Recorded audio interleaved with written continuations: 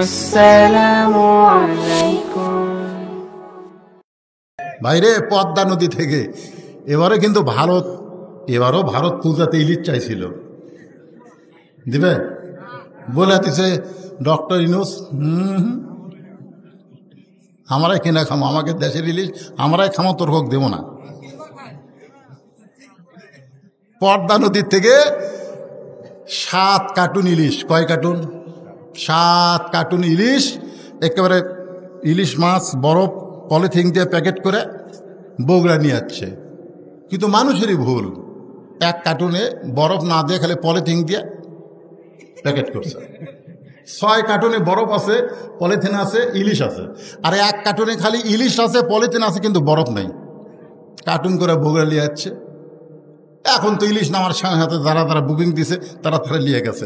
6 cartoon আর ইলিশ ভালো, কিন্তু 1 cartoon ওই লিয়ে যা কেবল খুলিছে ভাই। যেই খুলিছে মৌমাছিকার দাওয়াত দেওয়া লাগেনি। আপনারা বলেন তো, পচা ইলিশ খুললে মাছি কোথায় আছে আয় আয় আয় আয় করা লাগবে? ওই পচা মাছি, মৌমাছিরা সব গান গাচ্ছে। সুন্দর নারী দেখলে পরে আমার দিল দেওয়ানা করে, ওলে ওলে ওলে ওলে ওলে করে সব মৌমাছি ওর পচা ইলিশের কাছে ধরছে। যাদের 6 কার্টুন ভালো তারা চিল্লে কে রে, এই তোর ইলিশটা গন্ধ আসতেছে কেন? বলে ভাই আমার ইলিশের কার্টুন পর্দা নাই, পর্দা না থাকার কারণে পচে গেছে, মৌমাছি ধরেছে। ওরা বলতেছে আমাকে এগুলা ভালো রে, পচেনি। কিন্তু কাম সারা ওই পচা ইলিশের কারণে। কারণ ভালো ইলিশের চাইতে পচা ইলিশের দুর্গন্ধ কম না বেশি? সমস্ত লোকেরা বলতেছে ইলিশে ধার দিয়ে যাওয়া যাচ্ছে না, সব ইলিশ পচে গেছে। আপনার বলেন সব ইলিশ পচেছে? কয়টা পচছে? 1 কার্টুন। কিন্তু 1 কার্টুন পচার কারণে ওই 6 কার্টুনেরও দুর্নাম হচ্ছে। আপনাকে ভট্টপাড়ায় একটা মেয়া যদি বেপর্দা হয়, একটা মেয়া যদি অপবিশ্বাস হয়, একটা মেয়া যদি পূর্ণিমা হয়, এক পরিমণি হয়, তাহলে সমস্ত লোকেরা বলবে ভট্টপাড়ার মেয়েরা খারাপ। আপনারা বলেন সব মেয়ে খারাপ? এই ধরে কেন সব মেয়ে খারাপ? কিন্তু একটা খারাপের জন্য গোটা পাড়ার দুর্নাম। এখন 6 কার্টুন ইলিশ ভালো বারে তাজা, কিন্তু ওর পচার কারণে হুজুকা বাঙালি বলতেছে ইলিশের ধার দেওয়া যাওয়া যাচ্ছে না, ইলিশ পচে দুর্গন্ধ। এখন এরা 6 জন মিলে ধরছে যে তোর ইলিশের কারণে আমাকে বেচা বন্ধ হয়ে গেছে। তো ভাই তাহলে কি করি? বলে ইলিশ ফ্রি দে, ইলিশ ফ্রি দে, দিয়ে যা না, যদি দেশ তো পেট মরে। এখন 6 জন মিলে একত্র হয়ে তখন বলতে ফ্রি দে, তখন পচা ইলিশ ধরে বলতে ভাই রে, পর্দা না থাকার কারণে, বরফ না থাকার কারণে আমার ইলিশ পচে গেছে, ভাই রে ইলিশ ফ্রি দেবার চাই, লিয়া দা ভাই। তখন খরিদ্দার আরও রাগ করছে, কে রে ব্যাগের মধ্যে আমাদের কত সদাপাতি আছে, তোর পচা ইলিশ সবগুলো নষ্ট করবো, ফ্রি দিবার ছায়া সেই গরম হয়ে গেছে। তখন বলতেছে ভাই তোরকে কথা মতো ফ্রি দিবার চাইলাম, এরা তো সেই গরম। তখন বলতেছে এখন এক কাম কর, তুই বল ইলিশ ফ্রি, আদেশের তেলও ফ্রি, ইলিশও ফ্রি, আদেশের তেলও ফ্রি। এখন পচা ইলিশ হলা বলতেছে ভাই পর্দা না থাকার কারণে আমি আমার ইলিশকে ফ্রি দিলাম, আদেশের তেলও ফ্রি দিচ্ছি। তখন খরিদ্দাররা 3 দল হয়ে গেছে। খরিদ্দাররা 3 দল হয়ে এক দল বলতেছে আগে পচা ইলিশ লেইনি, তেলের জন্য নিব না, দরকার নাই, ইলিশের ধার দিয়ে যাব না। আর এক দল বলতেছে ইলিশ নিব, মধ্য ঘাটায় ইলিশ ফেলা দিয়ে তেল নিয়ে বাড়ি যাব। আর এক দল বলতেছে পচা ইলিশ আদেশের তেল একত্র করে পাক করলে খাওয়া যাবে। আজকে পচা ইলিশ মানে বেপর্দা নারী। বেপর্দা নারীকে কোনো বাপ যদি বিয়ে দিবার চায়, একটা ছেলেও কিন্তু বিয়ে করবে না। এ কারণেই করবে না, কারণ তোর মেয়েকে আমরা জানি বিয়ের আগে টেস্ট ফাইনাল খেলা খেলছে, ধরে কোনো কথা ঠিক কি না? তোর মেয়েকে আমরা চিনি তো বিয়ের আগে টেস্ট ফাইনাল খেলা সব খেলিছে। ওই বেপর্দা মেয়েকে আমরা বিয়ে করব না। তখন মেয়ের বাপ বাধ্য হয়ে বলে আমি R15 একটা মোটর সাইকেল দিব। তখন মোটর সাইকেলের লোভে ছেলেরা 3 দল হয়ে যায়। ধরে কোন কয় দল? এক দল বলতেছে ওই পচা ইলিশ মোটর সাইকেলের জন্যে আমি ঘরে আনে আমার বাপ মায়ের সঙ্গে খারাপ ব্যবহার করবে। কারণ বেপরদা মেয়ে নিজে জিনিস নিজেই কিনবে, স্বামীর কিনা পছন্দ করবে না, ধরে কোন ঠিক কিনা। শ্বশুর শাশুড়ির সঙ্গে খারাপ ব্যবহার করবে। এই জন্যে বলতেছে ওই 5 লক্ষ টাকার লোভে আমি পচা মেয়ে বিয়ে করব না, এরা হলো ভালো ছেলে, ধরে কোন সুবহানাল্লাহ। আর একদল ছেলে বলতেছে মেয়ে না হয় বেপরদা পচা মেয়ে, কিন্তু টাকা তো আর পচা না, 5 লক্ষ টাকা নিয়ে মালয়েশিয়া যাব আর ওখান থেকে ডিভোর্স লিটার পাঠাইয়া দিব। এরা হলো চালাক, ধরে করে। এরা কি? আর একদল ছেলেরা বলতেছে আদেশার তেল দিয়ে পচাইলি ভাজলে খাওয়া যাবে, ওর বাপের টাকাতে ব্যবসা কর্ম যে করেই হোক ওই বউলিয়া ঘরত থাকবো, দরকার ওভার ডিউটি কর্ম, ধরে কর নাউজুবিল্লাহ। আমার মা বোনদের জন্য বলতেছি, মা পচা ইলিশ হয়েন না। আমার বাবাদেরকে বলতেছি আপনাদের মেয়েদেরকে পচা ইলিশ বানাবেন না, বরং পর্দার মধ্যে রাখবেন। পর্দার মধ্যে রাখলে আপনার মেয়েটা ফাতেমা হবে, আপনার মেয়েটা রাবিয়া বসরি হবে, আপনার মেয়েটা উম্মুল খায়ের ফাতেমা হবে। পেয়ার থেকে সন্তান আব্দুল কাদেরের মতন আল্লাহ দুনিয়াতে পাঠাইয়া দিবে। আমরা সবাই রাজি আছি? আমাদের মা, আমাদের বিবি, আমাদের মেয়ে বিয়ে দেওয়ার আগ পর্যন্ত আমরা পর্দার শিক্ষা দিব। আমার মায়েরা যারা পর্দার অন্তরে বসবাস শুনছেন, আপনারাও পর্দার ভিতরে থাকবেন, খুব খেয়াল করবেন, খুব সতর্ক হয়ে চলবেন। গোপালগঞ্জ এখনো স্বাধীন হয়নি। বিএনপির একজন বড় নেতা হত্যা করছে এরা, গতকাল করেনি, হত্যা করেনি। বাংলাদেশের মানচিত্রে এখনো গোপালগঞ্জ স্বাধীন হয়নি। এমন ভাবে উত্তেজে আছে এই মুনাফিকের গোষ্ঠীরা, যে কোনো সময় বিজয়কে নষ্ট করে দেওয়ার পায় তারা করবে, ধরে কোন কথা ঠিক কিনা। কিন্তু পারবে না, পারবে না। যেই কোরআনের তাফসীর শুনতেছেন, এই কোরআনকে যদি আপনারা বুকে ধারণ করেন, পারছে? সাইদি হুজুর সবসময় যখনই দেখছেন আপনারা হাজরা দিবার যাচ্ছে, বুকে কোরআন শরীফ ছিল কি ছিল না? কথা বলেন, কতক্ষণ ছিল কি ছিল না? কয় তারিখে তাকে হত্যা করা হলো? 14 আগস্ট।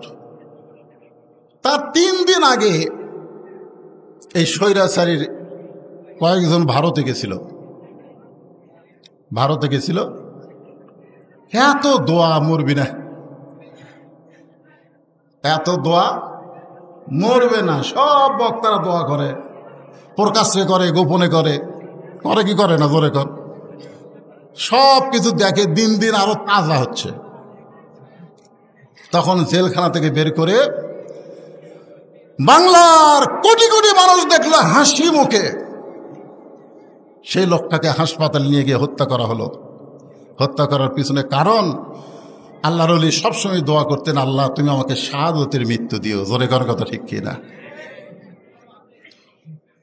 একটু মনোযোগ দিয়ে শুনবেন।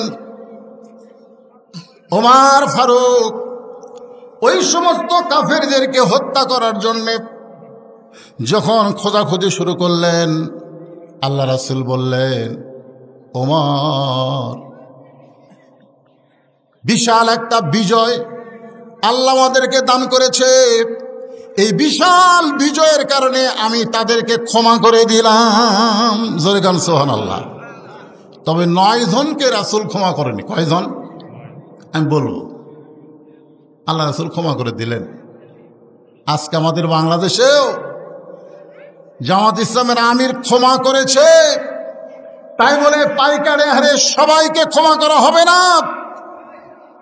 আল্লাহর ওলিকে জেলখানায় যিনি ইঞ্জেকশন করে হত্যা করেছে, ভালো মানুষগুলোকে অন্যায় করে যে সমস্ত বিচারক ফাঁসির মঞ্চে নিয়ে গেছে, তাদেরকে কোনোদিন ক্ষমা করা হবে না, জোরে গান কথা ঠিক না। সবাইকে ক্ষমা করার নজির ইসলামেও নেই। গড় দেওয়ার কথা ইসলামে আছে, আছে না নাই? জোরে কর, আছে না নাই? আমি আল্লাহ যখন আসমান ভালো করে দিছে, কিন্তু সময় আপনাদের সামনে আলোচনা করব, বিরক্ত হচ্ছেন? হ্যাঁ, একটু মনোযোগ দেবেন।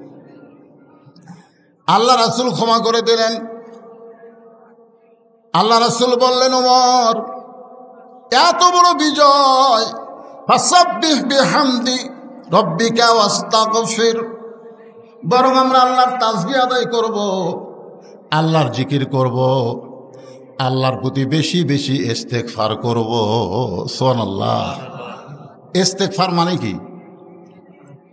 ইস্তেগফার মানে ফিরে আসা। ফিরে আসা। আমাদের মধ্যে যেন কোনো অহংকার কোনো সময় না আসে যে আমরা বিজয় লাভ করেছি। সব সময় আমাদের বিশ্বাস করতে হবে আল্লাহ আমাদেরকে বিজয় দিয়েছে। জোরে কোন কথা ঠিক কিনা? হ্যাঁ, ফিরে আসবো না। সাহাবীরা 10,000 সাহাবী, বুঝতেছেন না? মনের আনন্দে নবী যে কি বলতেছে এইটাও আর খেয়াল করতেছেন। আনন্দ আনন্দ আনন্দের চোটে 450 থানা ফুলে দিছে। জোরে কোন কথা ঠিক কিনা? আনন্দের চোটে একের বাড়ি ঘর লুট করছে, পুড়ে পুড়ে দিছে। এইগুলো মুসলমান? এগুলো মুসলমান করে? আপনারা বলেন, শত্রুর বাড়ি পুড়ে দেওয়া, থানা লুট করা, এগুলো মুসলমানের কাজ? 10,000 সাহাবীর কিছু অংশ শুনতেছে আর সাইডে খেলে আনন্দ। বিজয় হয়ে গেছে, মক্কা বিজয় হচ্ছে। একদিন গভীর রাত্রে নবী আবু বকরকে নিয়ে মক্কা থেকে মদিনায় হিজরত করেছে। সেই মক্কা আল্লাহ আমাদেরকে দান করেছে। লাপাও রে। আল্লাহর নবী চিন্তা করলেন এই সমস্ত আনন্দকারী সাহাবীদেরকে সাইজ করার জন্য একটা জায়গার মধ্যে ঢুকতে হবে, একটা জায়গার মধ্যে ঢুকতে হবে। সে জায়গার নাম হলো জান্নাতুল মাওয়া। খুব খেয়াল করবেন, সে জায়গার নাম কি? হজ করছেন হাজী সাহেবরা জানে, কাবা থেকে, কাবা ঘর থেকে দক্ষিণে 1 কিলো গেলেই এই জান্নাতুল মাওয়া, মক্কার সবচাইতে বড় গোরস্থান। আল্লাহ রাসূল জান্নাতুল মাওয়া। এখন আপনারা বলেন, রাসূল যদি কোনো গোরস্থানের মধ্যে ঢোকে সাহাবীরা কি করবে? কথা কয় না। আল্লাহ কোরআনে বলেন, আতিউল্লাহ ওয়া আতিউর রাসূল, আল্লাহর আনুগত্য করো, তোমাদের নবীকে অনুসরণ করো। নবী যখন বিজয়ের আনন্দ না করে গোরস্থানের মধ্যে ঢুকলেন, সাহাবীরা নবীকে অনুসরণ করলেন। নবী একটা কবরের পাশে গিয়া ছোট বাচ্চার মতন কান্না শুরু করে দিলেন। আমার মায়েরা যারা দোতলায় বসে শুনতেছেন, একটু মনোযোগ দিবেন। আল্লাহ কোরআনে বললেন, অকরনা ফি বুয়ুতিকুন্না ওয়ালা তাবাররাজনা তাবাররুজাল জাহিলিয়াতিল উলা। রে মেয়েরা, তোমরা ঘরের ভিতরে থাকো, তোমরা ঘরের বাইরে যাইও না। কোনো প্রয়োজনে যদি ঘরের বাইরে যাও তাহলে হেজাব নিয়ে, পর্দা নিয়ে তোমরা বাইরে যাবে। ওই জাহিলি যুগের মেয়েদের মতন সাজগোজ করে বের হওয়ার কোনো পারমিশন মুমিনা নারীর জন্য নাই। এই হুকুম কার? আরো ধরে বলেন, এই হুকুম হচ্ছে আমার আল্লাহর। অথচ বাংলাদেশে এমন কতগুলো বুদ্ধিজীবী আছে যারা বলতেছে 24 সালে আবার কিসের পর্দা? 24 সালে নাকি পর্দার দরকার নাই। আপনারা বলেন তো, এই পর্দাটা কোন সালে কি আল্লাহ মাফ করছে, না কিয়ামত পর্যন্ত মেয়েদের জন্য ফরজ করেছে? কথা বলেন না কেন? কারণ আপনারা যে 5 ওয়াক্ত নামাজ পড়েন, এই নামাজ কিন্তু 24 ঘন্টায় পড়া লাগবে না। আপনি 5 বার নামাজ পড়লে চলবে। আমার মায়েদের বলতেছে, আপনারা যে রমজান মাসে রোজা রাখেন, সারা বছর রোজা রাখা লাগবে না, 1 মাস রোজা রাখলেই চলবে। ও মায়েরা, আপনারা যে পর্দা করবেন, এই পর্দাটা কোনো সময়ের জন্যে না, 24 ঘন্টায় পর্দার ভিতরে থাকা লাগবে। হুকুম কার? নবী একটা কবরের পাশে গিয়া, জান্নাতুল মাওয়া কবরের পাশে গিয়া ছোট বাচ্চার মতন কান্না শুরু করে দিলেন। সাহাবীরা বললেন, ইয়া রাসূলুল্লাহ, আজকে মক্কা বিজয়ের দিনে আমরা আনন্দ মিছিল করব, আর আপনি আনন্দ মিছিল না করতে দিয়া আপনি কবরের মধ্যে ঢোকে একটা কবরের কাছে দাঁড়িয়ে ছোট বাচ্চার মতন কাঁদতেছেন। হুজুর, আপনার এই কান্দার কারণ কি? আর এই কবরটা কার আমরা একটু জানতে চাই। এত বড় বিজয়ে নবী আনন্দ মিছিল না করে কবরের পাশে গিয়ে দাঁড়ালেন। আমরা যারা বাংলাদেশে বিজয় পাইছি 24 সালের 5ই আগস্ট। আমরা কি একটা বার কবরের কথা খেয়াল করছি? আমাদের নেতা, শ্রেষ্ঠ নেতা, তিনি বিজয়ের আনন্দ না করে সমস্ত সাহাবেদেরকে নিয়ে কবরের মধ্যে ঢুকলেন। একটা কবরের পাশে গিয়া ছোট বাচ্চার মতন কান্না শুরু করে দিলেন। সাহাবেরা জিজ্ঞাসা করলেন, হুজুর এইটা কার কবর? কারণ যেই কবরের পাশে রাসূল কাঁদতেছে, ওই কবর যখন আল্লাহ রাসূল দিয়েছেন তখন সাহাবীর সংখ্যা ছিল মাত্র 300 জন। ধরে কোন কয়জন? আজকে মক্কা বিজয়ের দিনে সাহাবী কত? 10,000। তাহলে 9,700 জন সাহাবী জানে না ওটা কার কবর। আল্লাহ রাসূল বললেন, যেই কবরের পাশে দাঁড়িয়ে কাঁদতেছি এই কবরটা হলো তোমাদের মা খাদিজাতুল কুবরার কবর। সমস্ত সাহাবেরা বললেন, ইয়া রাসূলুল্লাহ, আমরা মা খাদিজা সম্পর্কে একটু জানতে চাই, আমরা মা খাদিজা সম্পর্কে জানতে চাই। কারণ 300 জন সাহাবী জানে মা খাদিজাকে, আর 9,700 জন তারা তো আর জানে না। এ কারণে বললেন, হুজুর আমরা মা খাদিজা সম্পর্কে একটু জানতে চাই। আল্লাহ রাসূল বললেন, খাদিজার সম্পর্কে জানবে না খাদিজার জীবনের একটা আমল তোমরা শুনবে? খাদিজার সম্পর্কে জানবে না খাদিজার জীবনের একটা আমল তোমরা শুনবে? সমস্ত সাহাবীরা বললেন, হুজুর খাদিজার জীবনে এমন কি আমল ছিল যে আমলটা আমরাও শুনতে চাই। রাসূল বললেন, শুধু শুনলে হবে না, সে আমল তোমাদেরকে করতে হবে। সামিনা ওয়া তাআনা। এই কোরআন শুধু শুনলে হবে না, বাস্তবে কোরআনকে গ্রহণ করা লাগবে। কথা বলেন ঠিক কিনা? তো আজকে কি আপনারা খালি শুনবেন না আমল করবেন? এ কথা কন না কেন? এই যুবকেরা, কারা কারা এশার নামাজ পড়নি? বৃষ্টির মধ্যে যখন মসজিদে ঢুকলো, আমি তখন ভাইয়ের সাথে বললাম, ভাই মসজিদে সবাই ঢুকবে না। কারণ মসজিদে ঢুকবার গেলে কি লাগে? শরীর পাক থাকা লাগে। জোরে কারণ কি থাকা লাগে? 2 নম্বর কাপড় পাক। যারা পেশাব করে পানি টানি লাইনি, যারা এশার নামাজ পড়েনি, মসজিদের মধ্যে ঢুকবার গেলে আবার একটা দোয়াও পড়া লাগে, আল্লাহুম্মা আফতাহ লি আবওয়াবা রাহমাতিক। তো মসজিদের মধ্যে সবাই ঢুকবে না, তো মসজিদের বাইরে হলে অনেকে ওয়াজ শুনবে। এখানে অনেক যুবক থাকতে পারো যারা হয়তো এশার নামাজ পড়েনি, এরকম আছে না নাই? কথা বলেন ভাই, আছে না নাই? যারা এশার নামাজ পড়নি যুবক, আমি তোমাদেরকে বলতেছি, বুড়াকালের কোনো ইবাদত কিন্তু আল্লাহ নেবে না। আমার মতন বুড়া হয়ে 5 ওয়াক্ত নামাজ মসজিদের শেষ রাত পড়ে থাকবে, মনে করবে আল্লাহ আমার মাফ করবে না। আল্লাহ বলেছেন, তোমার শৈশবকালের কোনো ইবাদত আমার দরকার নাই, তোমার বুড়াকালের কোনো ইবাদত আমার দরকার নাই, যৌবনকালের ইবাদতের হিসাব দাও, জান্নাতে চলে যাও। জোরে কার সুবহানাল্লাহ। যে সমস্ত যুবক দাঁড়ায় আছো, যে সমস্ত যুবক বসেছ, তোমরা ফজর পর্যন্ত জীবিত থাকবা তার কোনো গ্যারান্টি আছে? জোরে বলেন আছে? সাহাবীরা বললেন, ইয়া রাসূলুল্লাহ, মা খাদিজা জীবনে কি এমন আমল করতেন আমরা শুধু শুনবো না, আমরা সে আমলটা করবারও চাই। তো মা খাদিজা কি আমল করছে আপনারা খালি শুনবেন না করবেন? কথা কয় না। কারা কারা করবেন? 2 হাত তোলা, আল্লাহকে একটু দেখান তো দেখি। যারা এশার নামাজ পড়ো না হয় তারাও হাত তোলো।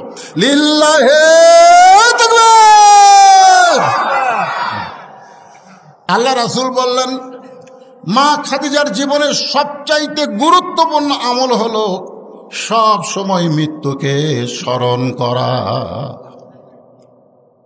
সব সময় কি স্মরণ করা? মৃত্যুকে স্মরণ করা। চাষটলে বসে আমরা গল্প করতেছি, অমুকের ফাঁসি হলো, অমুকের ফাঁসি হলো, অমুকের ফাঁসি হবে রে।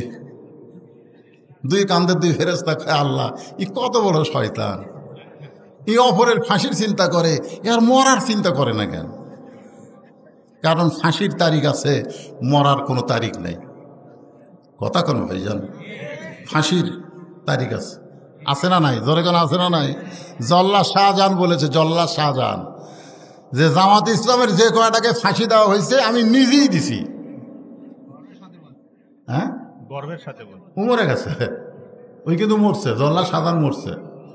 ও বলছে জামাত ইসলামের যে বড় বড় নেতাগুলো ফাঁসি দেওয়া হয়েছে আমি নিজেই দিছি। তো এক সাংবাদিক বলতেছে অবস্থা কিরকম? বলে আমি ওই জায়গাতে আশ্চর্য, একজনকেও দেখিনি হাসির মঞ্চে সে কান্না করতে, বরং সবাইকে দেখেছি মুস্কি মুস্কি হাসি তাদের মুখে,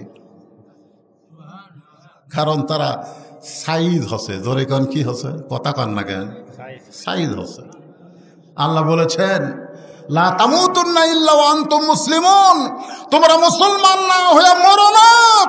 যে কয়জনকে ফাঁসি দেওয়া হয়েছে তাদের হাসির কারণ হলো তারা মুসলমান হয়ে ফাঁসির রশি গলায় নিচে। জোরে কোন কথা ঠিক না? কারণ তারা বিশ্বাস করে ফাঁসির দড়ি গলায় নেওয়া মানে দুনিয়া থেকে বিদায় নিব, আল্লাহ জান্নাতের 8টা দরজা খুলে দিবে। জোরে কোন কথা ঠিক? ফাঁসির আগে মানুষ তওবা পড়ে, নামাজ পড়ে, কোরআন তেলাওয়াত করে, কানতে কানতে কলমা পড়ে। রাসূল বলেছেন সারা জীবন যদি পাপ করে মৃত্যুর সময় লা ইলাহা ইল্লাল্লাহ এ কলেমা পড়ে যদি মারা যায়, শুধুমাত্র এই কলেমা পড়ার উসিলায় আল্লাহ তাকে মাফ করে দেয়। সুবহানাল্লাহ। আপনারা গ্যারান্টি দিয়ে বলেন তো যে যারা আমরা মারা যাবো তারা কলমা পড়ে মরবো এরকম কয়জন আছে? গ্যারান্টি দেন তো, পারবেন? তাহলে আমাদের কলমার গ্যারান্টি নেই, আমরা ফাঁসির আসামি নিয়ে টেনশন করি কেন? আমাদের নিজের মৃত্যুকে নিয়ে খেয়াল করার দরকার আছে না নাই? এশার নামাজ পড়ার পরে যেই ব্যক্তি মসজিদের দিকে দরজার দিকে তাকায় বলবে আল্লাহুম্মা ইন্নী আসআলুকা মিন ফাদলিক, আল্লাহ তোমার ঘর থেকে বের হলাম, ফজর পর্যন্ত আমার হায়াত আছে কিনা গ্যারান্টি নাই, এটাই আমার জীবনের শেষ নামাজ হতে পারে। আল্লাহ বলে এটাই তোর জীবনের শেষ নামাজ যদি হয় তোর জন্য জান্নাতও বলবৎ হয়ে গেছে। জোরে কর সুবহানাল্লাহ। আল্লাহ রাসূল বললেন খাদিজার জীবনের সবচাইতে বড় আমল হলো, গুরুত্বপূর্ণ আমল হলো মৃত্যুকে স্মরণ করা। সব সময় মনে করতো এখনই মারা যাব, এখনই মারা যাব। যেই মাহফিল এসেছেন এখান থেকে বাড়ি যাওয়ার কোনো গ্যারান্টি, যেরকম গ্যারান্টি নাই। গ্যারান্টি যদি না থাকে তাহলে খামাখা দুনিয়ার কোনো আইন না মেনে, দুনিয়ার কোনো নিয়ম না মেনে আমরা আল্লাহর কোরআনকে গ্রহণ করব। গ্যারান্টি যদি না থাকে আজকে আমরা ওয়াদা করি আল্লাহ তোমার কোরআনকে আমরা গ্রহণ করব, কোরআনের আন্দোলন করব, কোরআনের দল করব। রাসূল বলেছেন মান সাল্লাল্লাহু তাআলা আশ-শাহাদাতা বিসিদকিন বাল্লাগাহুল্লাহু মানাজিলাশ শুহাদা ওয়া মা তাআলা ফিরাশিহি, রাওয়াহুল বুখারী কিতাবুল মাগাজি। জোরে কর সুবহানাল্লাহ। এ কোরআন বিজয়ের আন্দোলন যারা করবে, কোরআনের দল যারা করবে, কোরআনের শাসন যারা নিজের চোখে দেখার নিয়তে কাজ করবে, এই আন্দোলন করতে করতে ওই মা তাআলা ফিরাশিহি, সে যদি নিজের বিছনায় মৃত্যুবরণ করে, কোরআনের শাসন যদি তার চোখে দেখা নাও পড়ে, রাসূল বলতেছেন হাসরের ময়দানে আল্লাহ তাকে শহীদদের কাতারে দাঁড় করাইয়া দিবে। আপনারা বলেন তো শহীদের কাতারে কেউ যদি দাঁড়ায় তার কোনো হিসাব আছে? তাহলে এখন আমরা জীবনের গ্যারান্টি নেই, যে কোনো সময় মরব, তো খামাখা অন্য দল না করে আমরা আল্লাহর কোরআনের দল করব। কারা কারা করবেন? 2 হাত তুলে একটা আমার আল্লাহকে দেখান তো ভাই। লিল্লাহে তাকবীর, আল কোরআনের আলো। রে পাগলা, এটা তো অ্যাঙ্গেল, এখন ডাইরেক্ট মারবা। আর কোনো টেনশন আছে নাকি? আছে। ওয়াসা কোম্পানি একটা ট্যাঙ্কি বানাচ্ছে, ট্যাঙ্কির গায়ে লেখা আছে 2 কোটি লিটার পানি আটে। ওই ট্যাঙ্কির পানি ঢাকার সব জায়গায় সাপ্লাই দেয়।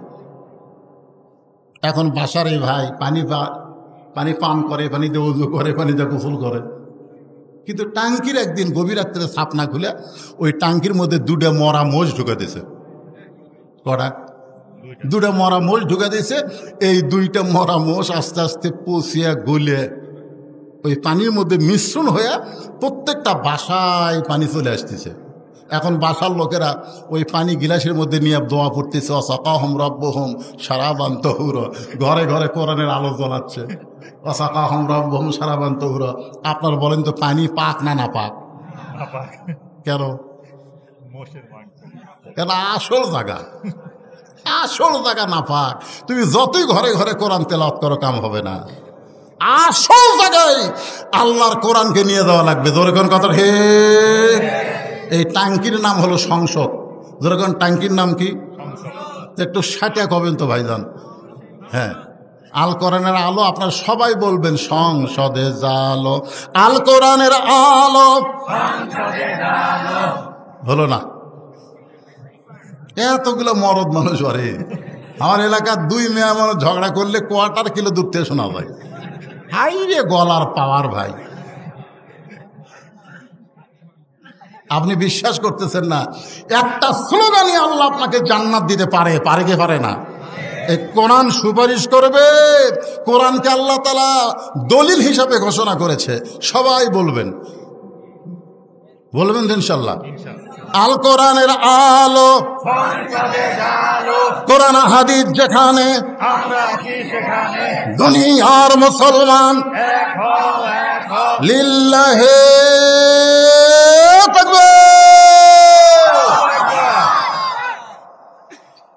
সাহাবীরা বললেন, ইয়া রাসূলুল্লাহ, মা খাদিজা মৃত্যুকে কেমনে স্মরণ করত? আল্লাহ রাসূল বললেন, তাহলে শোনো।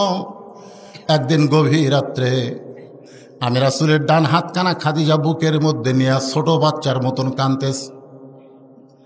রাসূলের ঘুম ভেঙে গেল। আল্লাহ রাসূল চমকে উঠে বললেন, খাদিজা, দুনিয়ার সবাই ঘুমায়, আমি নবীও ঘুম পাড়তেছি, অথচ তুমি ঘুম না পেলে কেন এমন করে কাঁদতেছ? এই সবাই খেয়াল করেন, সবাই কি করে? ঘুমায়। সবাই কি করে? আমি রাসূলও ঘুমাই।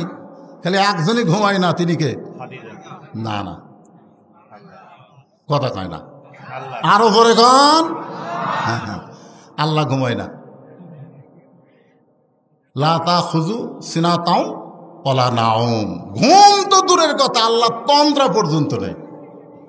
একদিন মুসা নবী বলতেছে, আল্লাহ একলা একলা বসে থাকো, তোমার ঘুম ধরে না? তা আল্লাহ বলতেছে, মুসা, আমি আল্লাহর ঘুম ধরে কি ধরে না যদি জানবার চাও, 1 গ্লাস পানি আনো।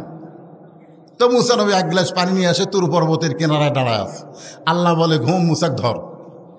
এখন ঘুম আসে, মুসা নবী ধরছে, হাতের গিলাস পড়ে ভেঙ্গে শেষ। কিছুক্ষণ পরে আল্লাহ বলে, মুসা পানি দাও। মুসা বলতেছে, আল্লাহ আমার ঘুম আছে, তুমি জানো না? আল্লাহ কয়, মুসা, ঘুম থাকার জন্য 1 গিলাস পানি তুমি রক্ষা করতে পারলে না, আমি আল্লাহর ঘুম থাকলে কুল কায়নাত কেমনে রক্ষা হবে? জোরে কোন সুবহানাল্লাহ।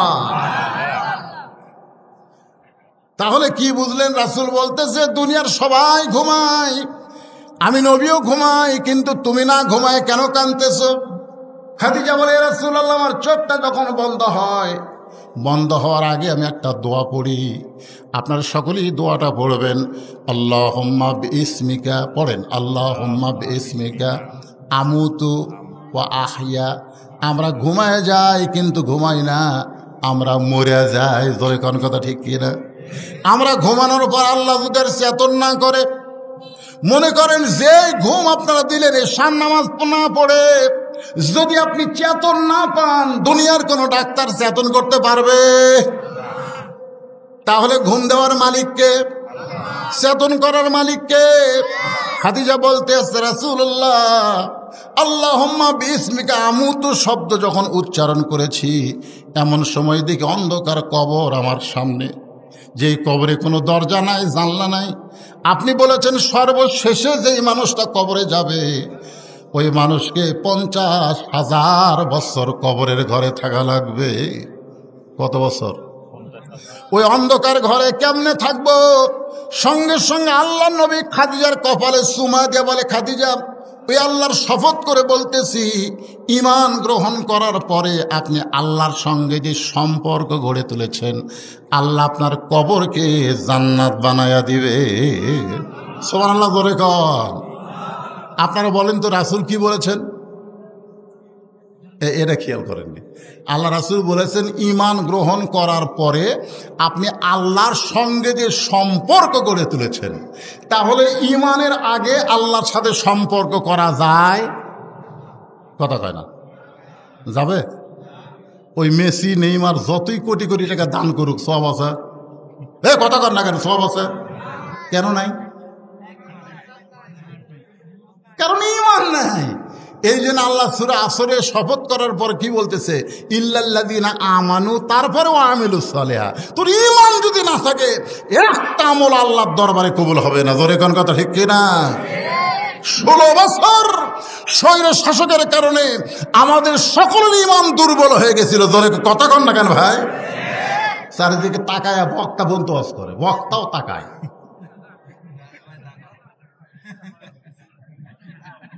আমার বউ পর্যন্ত হক পেয়ে দেয়, দেখে শুনে ওয়াজ করবেন, দেখে শুনে। গরম পানি লাগবে না। পুলিশের গাড়ি, র্যাবের গাড়ি, এগুলো যদি থাকে তেল তেল আওয়াজ করবেন।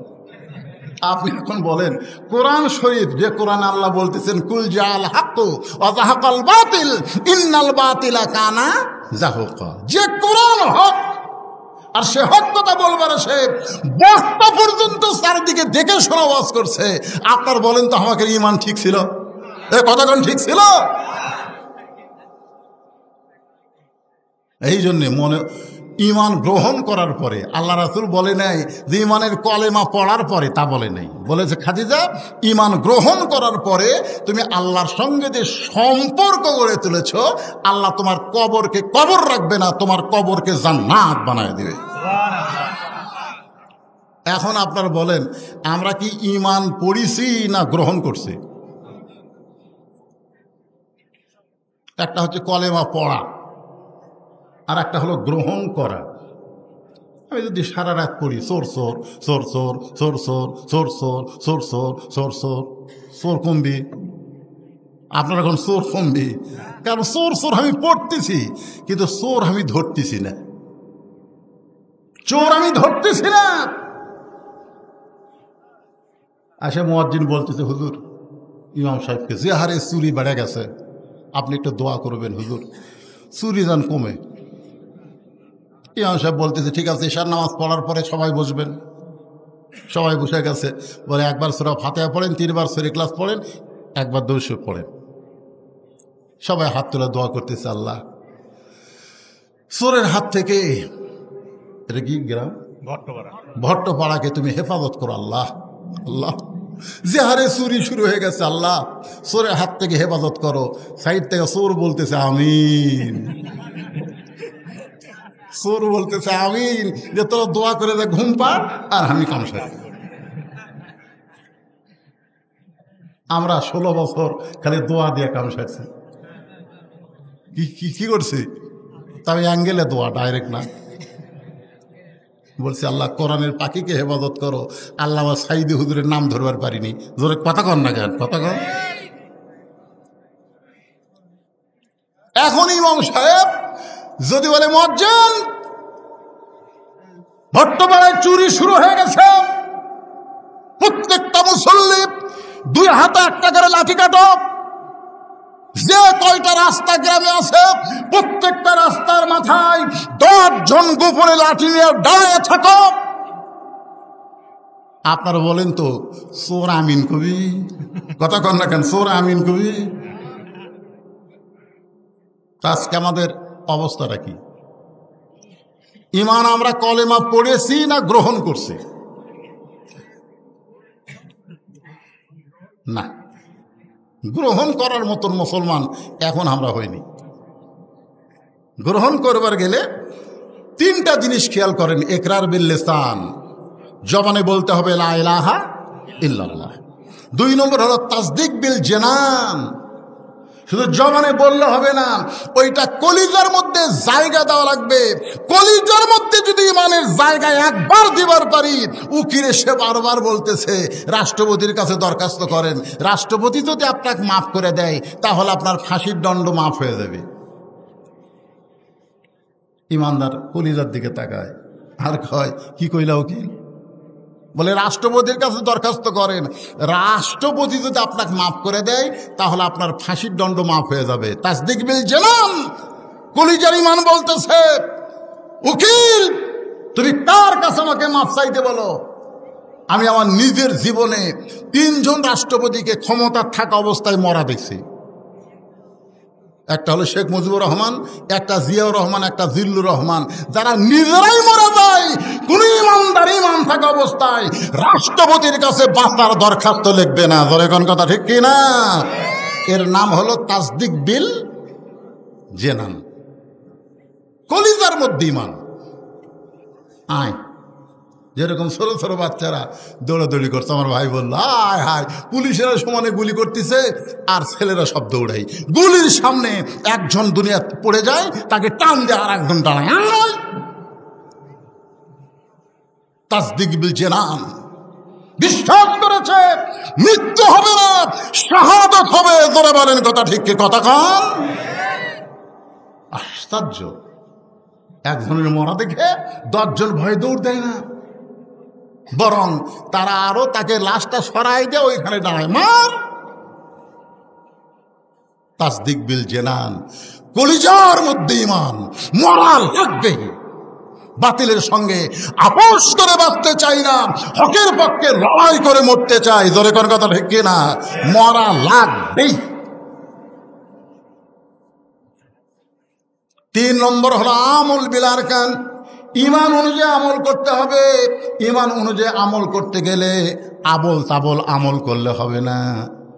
আবল তাবল দলিল নাই, বিনা দলিলে আমল করে, এরকম আমল আমাদের বাংলাদেশে আছে না নাই? আমার দয়াল বাবার দরবারেতে কেউ ফিরে না খালি হাতে।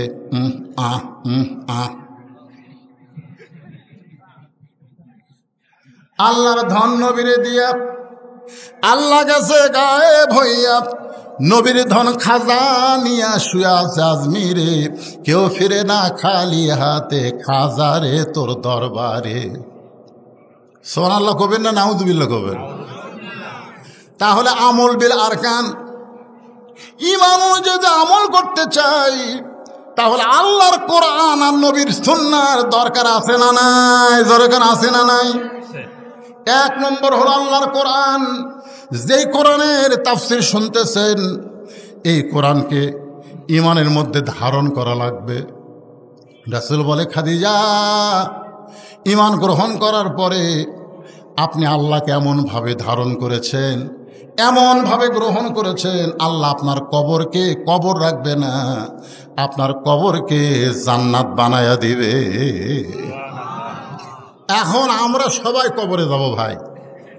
কবরে গেলে 3টা প্রশ্ন হবে, জানেন কটা? আমি আমার এক ভাইস্তে ক্লাস 3 পড়ে, অকলাম করে কবরে গেলে 3টা প্রশ্ন হবে রে, উত্তর জানিস কি? খন চাচা মস্ত করছি তো। কি যখন বলবে মান রব্বুকা, তোর রবকে কম আল্লাহ, আমার নাবিউকা তোর নবীকে কম মোহাম্মদ রাসূলুল্লাহ, আমার দিনউকা তোর দিন কি ইসলাম, তার জন্য আমার নামাজ পড়া লাগবে। এত বোকা আল্লাহ, প্রশ্ন কয়ে দিছে উত্তরও কয়ে দিছে, তার জন্য বলে আমার নামাজ রোজা। কি মনে করতেছেন ভাইজান? কবরের মধ্যে যখন আমাকে আপনাকে নিয়ে যাওয়া হবে, প্রথম প্রশ্ন করবে মুনকিন নাকিন মান রব্বুকা, তোমার রবকে। সাথে সাথে নামাজ দাঁড়িয়ে যাবে, নামাজ দাঁড়িয়ে বলবে লোকটা কেবল ঘুমাইছে, এই মাত্র লোকটা ঘুমাইছে, দুনিয়ার থেকে বিদায় নিয়ে কবরের ঘরে ঘুমালো, তোরা কোত্থেকে এসে প্রশ্ন করিস? মুনকিন নাকির কয় কে রে প্রশ্ন করি, এই শুয়ে থাকা লোক এই কথাই কয় রে, এটা কে কে? তুই খেয়ে রে? আমি নামাজ, আমি নামাজ। এই লোকটা মসজিদের মধ্যে ঢুকে নিয়ত করার পরই বলেছে আলহামদুলিল্লাহি রাব্বিল আলামিন, রুকুতে গিয়ে বলেছে সুবহান রাব্বিয়াল আযীম, সিজদায় গিয়ে বলেছে সুবহান রাব্বিয়াল আলা। দৈনিক 5 বার কত রাকাত নামাজ পড়ছে আর কতবার রব রব জিকির করছে, হিসাব দে। মুরগি নাকি কয় আমরা তো হিসাব জানি না ভাই। হিসাব জানিস না, মান রব্বুকে প্রশ্ন করিস কারা? তো মুনকি নাকি আল্লাহ তোমার বান্দা আমরা মান রব্বুকে প্রশ্ন করি, নামাজ যে খেপা খেপছে, আমরা এখন কি করব? আল্লাহ কই যে নামাজ না কবরে আইছে, মান রব্বুকার উত্তর তার হয়ে গেছে। ও বেনামাজি খালি মরিয়া দেখেন, এমন আজাব দিবে রে ভাই কবরের ওই মাটিতে, গলা ফেটে রক্ত ঝরবে চিৎকারের ওই চোটেতে। সবাই বলেন, বললে মনটা একটা হালকা হয়ে যাবে। ডানে কবর বামে কবর, ডানে কবর বামে কবর, নিচে কবর আছে যে, ওপর দিকে চাইয়া দেখো বাঁশের ছাউনি দিছে কে। এ কথা সবাই কি বলা লাগবে? সবাই বলেন। কিন্তু যেদিন ডাক পড়িবে, সবাই বলেন, কিন্তু যেদিন ডাক পড়িবে কবর মাঝে যাইতে, জোগাড় কিছু করছো বন্ধু তার মাঝে বিছাইতে। ভাইজান আপনারা বলেন তো, এই যে আপনারা বললেন কিন্তু যেদিন ডাক পড়বে, এই যেদিন কি বার? কথা কয় না রে। আচ্ছা আপনারা কি আমার কথা বুঝতেছেন না? বুঝতেছেন? তাহলে বলেন তো, কিন্তু যেদিন, এই যেদিন কি বার?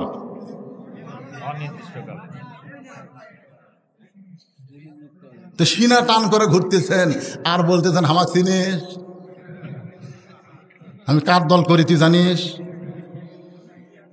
সকালবেলা বলতেছে আমার চিনিস, এই আগামীকাল 10টায় তোকে সাইজ করবো রে, এমন হুমকি মারছে। লোকটা তো খুবই সহজ সরল মানুষ, বাড়িতে এসে কাঁদতেছে। বউ কই কান্দো কেন গো? আগামীকাল 10টায় আমাকে সাইজ করবে। হায় হায়, আগামীকাল 10টায় সাইজ করবে আর এখনই কান্দা শুরু করছো? বলো সরকারি দল করে রে, আর হাতত পাওয়ার আছে। বউ বলতেছে তুই পাগল, এ দেশে কি বিচার নাই? এ দেশে কি বিচার নাই? মেম্বার আছে, চেয়ারম্যান আছে, তাদের কাছে বিচার দাও। যে বড় হুমকি মারলো তাকে বিচার করবে। তখন স্বামী বলতেছে আরে যে আমাকে বলছে আগামীকাল 10টায় তোকে সাইজ করবো, ওই চেয়ারম্যানই লোক। তখন বউ বলতেছে তাহলে যার কেউ নাই রে, তারা আল্লাহ। সুবহানাল্লাহ, সহি কথা, যার কেউ নাই তারা আল্লাহ। স্বামী ঈশার নামাজ পড়ে আল্লাহর কাছে বলতেছে আল্লাহ আগামীকাল 10টা হয় সাইজ করবে। আল্লাহ জামাত ইসলামের নিবন্ধন বাতিল করে দিল, বাংলাদেশের শিবির জামাত নিষেধ করে দিল, ঠিক কিনা বলেন? কার কাছে বিচার দেবেন? কোর্ট যায়, কোর্ট ওই শালির কথাই চলে, জোরে কর কথা, ঠিক কিনা? ওর কথাই চলে, ওর কথাই কোর্ট চলে, সেই কোর্ট বিচার দিবে। আল্লাহ সকাল 10টা আমাকে সাইজ করবি। আল্লাহ তোমার যদি কিছু করার থাকে চোখের পানি নিয়ে একেবারে ইমানের হলে আল্লাহর কাছে বিচার দিচ্ছে। আর বউ দিনের বেলা ওরই প্যান্ট শার্ট পরিষ্কার করছে, টাইল চালা বাথরুমে, ওরই প্যান্ট শার্ট পরিষ্কার করছে, কিন্তু এই সাবানের ফ্যানটা যে পানি দিয়ে ধুয়ে দেওয়া লাগবে ওটা আর বইয়ের মনে নেই। কথা বুঝলেন? ওই 9টার সময় আছে পেশাব করবে, পঞ্চের স্যান্ডেল তলা সমান, ওই বউ যে ফ্যানটা করে থছে সাবানের ফ্যানটা, ওই ফ্যানটার উপর 2 পাও দিয়েছে ব্রেক ছাড়া। পড়ারও তো একটা ব্রেক আছে, ব্রেক দিয়ে পড়লে কিন্তু একবার 2 পাও, একবার 2 পাও সামনে গেছে, গাছ কাটলে যেরকম ঠাস,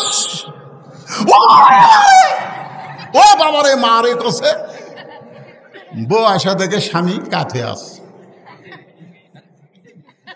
আগামীকাল সকাল 10টায় সাইজ করবি, 9টার সময় বউ টানা বার করে চিল্লাচিল্লি করে টানা বার করে চোখে মুখে পানি দেয়, হুঁশ ফিরছে, খালি একটা কথা বলতেছে, আমার মাজা নেই, আমার মাজা নেই। অ্যাম্বুলেন্স কল করছে, বগুড়া শহীদ যে মেডিকেল থেকে অ্যাম্বুলেন্স আসছে, রাতে 11টার সময় অ্যাম্বুলেন্স। ওরে বাবারে সররে মল্লরে, ওরে অ্যাম্বুলেন্সের একটা সাউন্ড আছে না নাই, ওরে বাবারে সররে মল্লরে, ওরে বাবারে সররে মল্লরে। এখন এই লোকটা চিন্তা করতেছে, কে রে আমার গ্রামতে অ্যাম্বুলেন্স ঢুকতেছে, কার কি হলো দেখি তো। বউ কয় না, বাড়াও না, সকাল 10টার সাইজ করবি, বাড়ানোর দরকার নেই। স্বামী বলতেছে, পাগল, সকাল 10টারে আর রাত 11টা। আস্তে আস্তে আসা দেখে একেবারে তক্তা যেরকম লিয়া যায় ওই রকম করে রক ঢুকাচ্ছে। ওই জানলার কাছে গিয়ে বলতেছে, ভাই সকাল 10টা বাজতে এখন অনেক বাকি আছে ভাই, 42 সাল এখন অনেক বাকি ভাই। তার আগে তুই তক্তা করে, তুই তক্তা করে।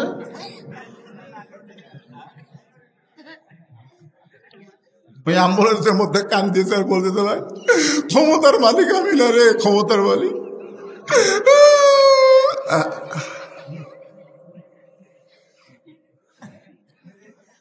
সবাই আমার সঙ্গে পড়েন, তুইজ্জু মান তাশা ওয়া তুযিল্লু মান তাশা বিয়াদিকাল খায়র ওয়া হুয়া আলা কুল্লি শাইইন কাদির।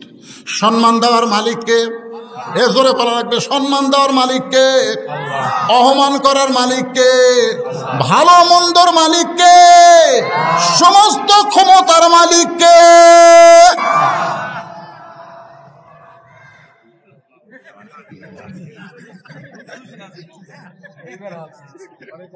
আমার মায়েরা বোনেরা যারা পর্দার অন্তরে আছেন,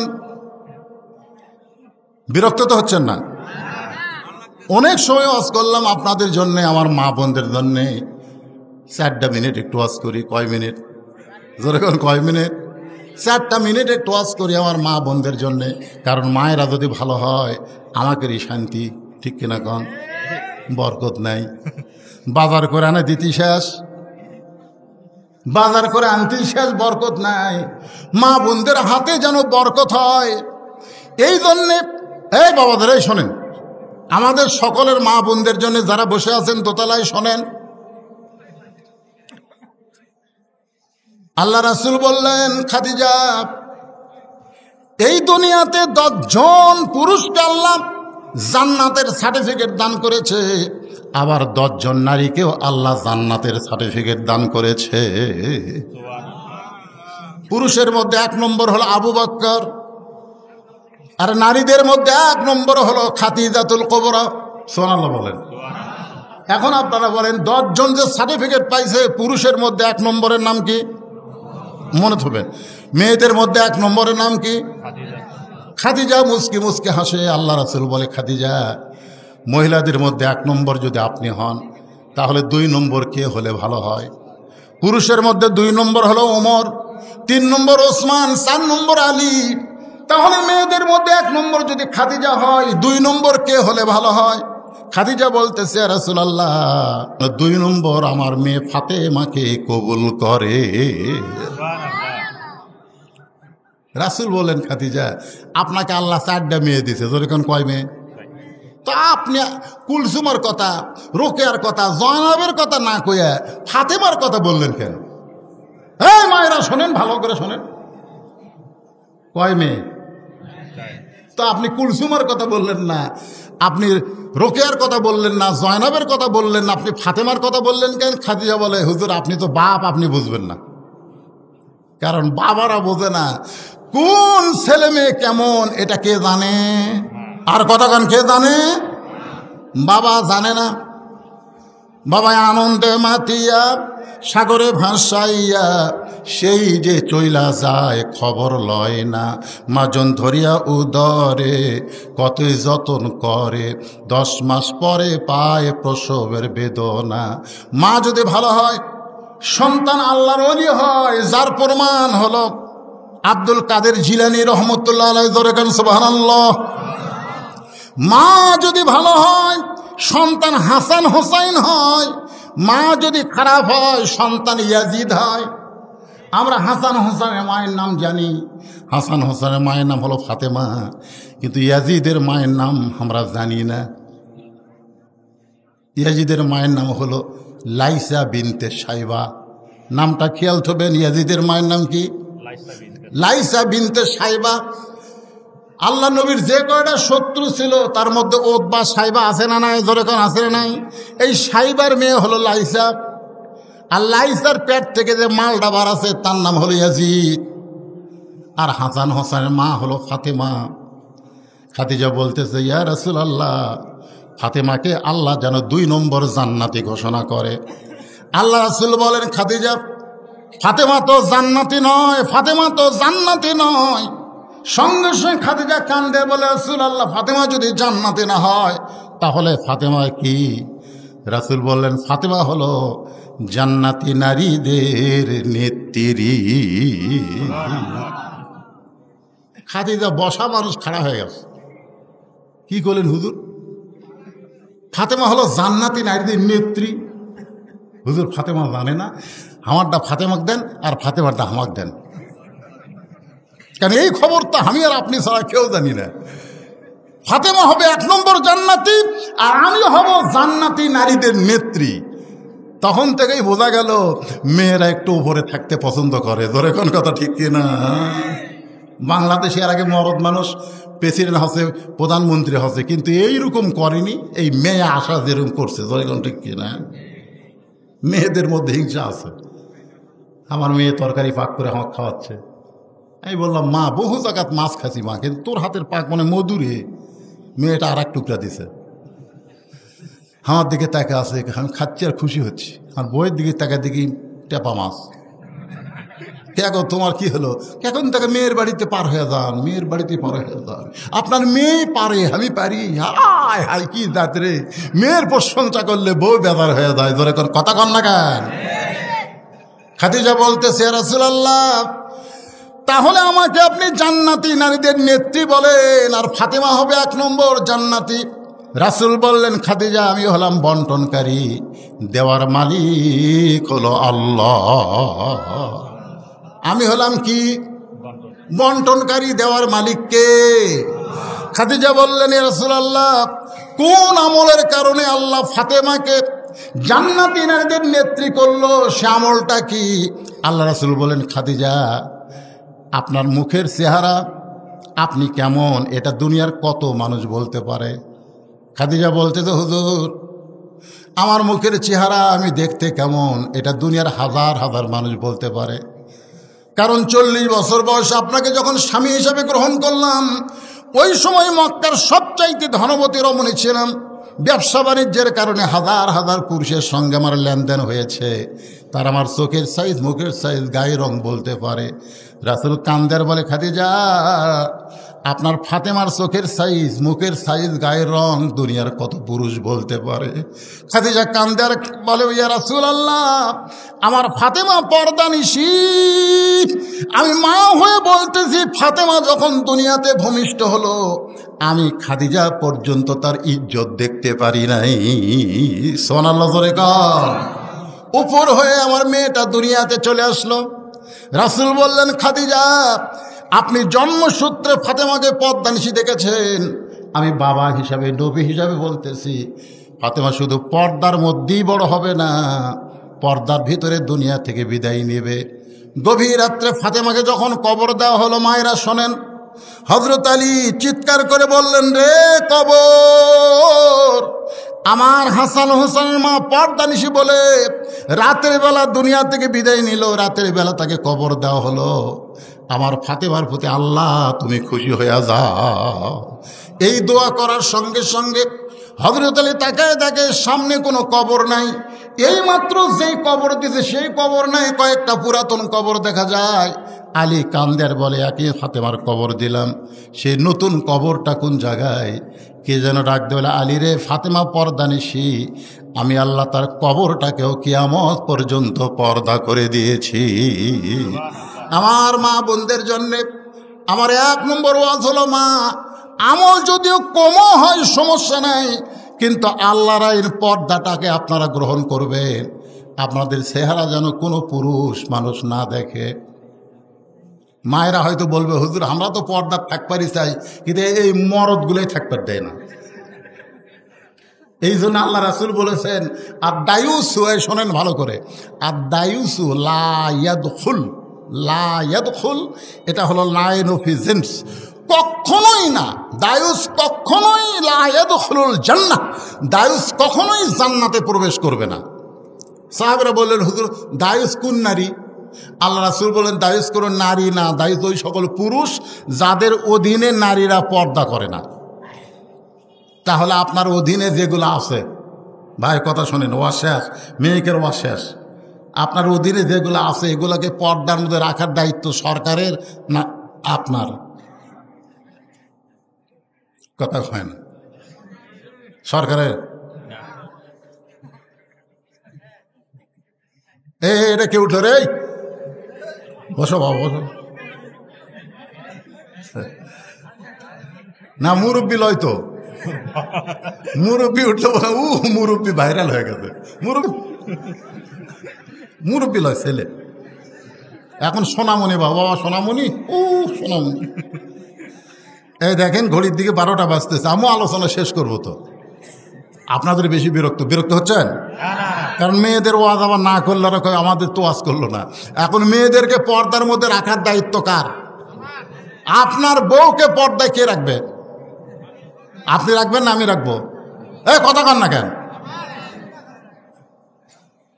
আপনাকে এলাকায় স্টার জলসা চলে? স্টার জলসা চলে? জি বাংলা চলে? কথা কয় না চলে? আমার মা বোনদের জন্য বলবো, মা, স্টার জলসা জি বাংলা যদি দেখেন, এই বন্ধুদের ওয়াজ শুনে এক পয়সাও লাভ হবে না। কারণ মান তাসাব্বা বিকওমিন ফাহুয়া মিনহুম, যাকে যে অনুসরণ করবে তার সাথেই তাকে যাওয়া লাগবে। স্টার জলসা জি বাংলা এটা কি মুসলমানের না হিন্দুর? এই স্টার জলসা জি বাংলা দেখবেন না। আর আপনারাও স্বামী হইয়া এইটা খুব খেয়াল করবেন। সবচাইতে বড় যুদ্ধ হবে ভারতের কোনো চ্যানেল বাংলাদেশে না চলা। যে ভারত আমাদের কয় নম্বর শত্রু? কেমনে বুঝলেন?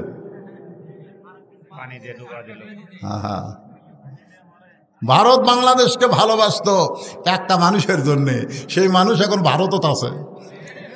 বাংলাদেশে একটা গানও বাড়াইছে, মোদির বউ নাই।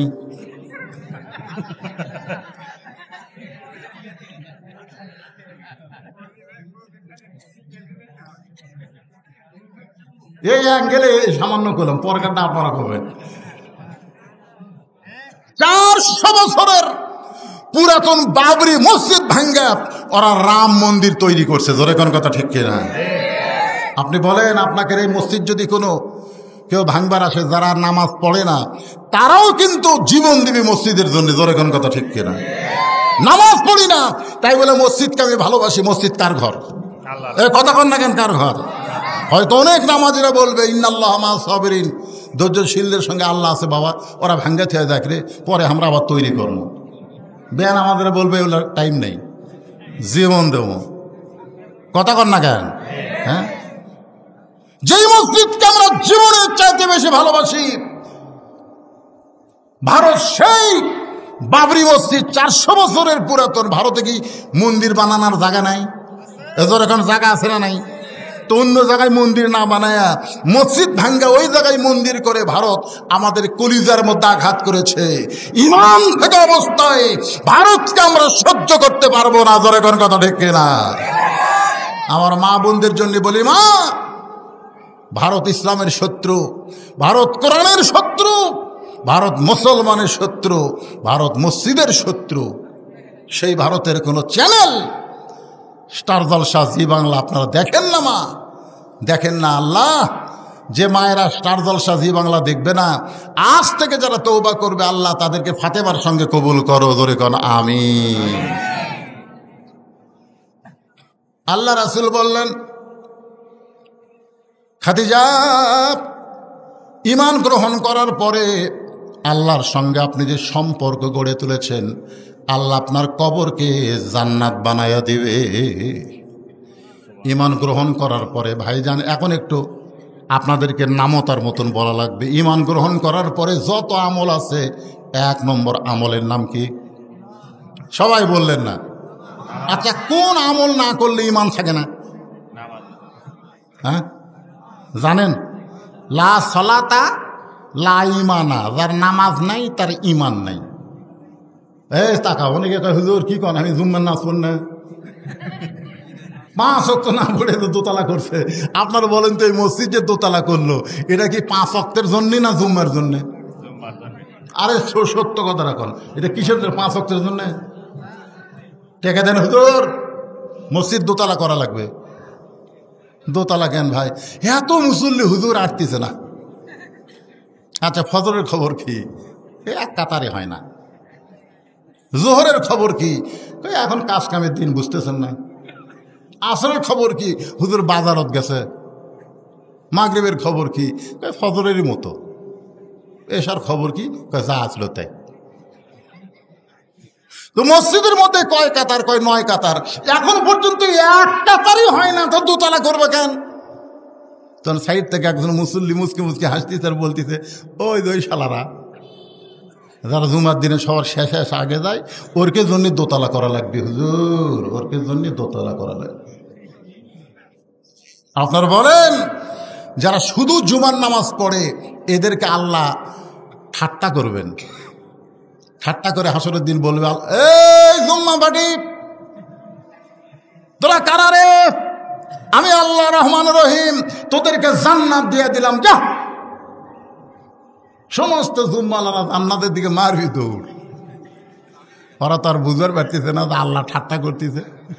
যায় দেখে বিশাল একটা তালা। আল্লাহ জান্নাত দিলেন আল্লাহ, কিন্তু তালা আছে। আল্লাহ কয়, চাবি তোরকে কাছে আছে, খুঁজে দেখ। ওরা পকেট খুঁজে দেখবে, একটা চাবি আছে। আলহামদুলিল্লাহ, চাবি তালার মধ্যে ঢুকবি কিন্তু ঘুরবি না। আল্লাহ কয়, কে রে, কি খবর? কয়, আল্লাহ ঢুকছে কিন্তু ঘোরে না। আল্লাহ কয়, পাগল, তালার মধ্যে 5টা দাগ আছে, তো চাবির মধ্যেও 5টা দাগ থাকা লাগবে। এখন দেখ তো চাবির খবর কি? তো জুম্মা বাটি বলবে, আল্লাহ আমার চাবি তো তেল তেলা। আল্লাহ বললে 5টা দাগ মানে 5 ওয়াক্ত। যার জুম্মা আছে 5 ওয়াক্ত নাই, তাই জান্নাত দেখতে পারবি কিন্তু ঢুকতে পারবি না।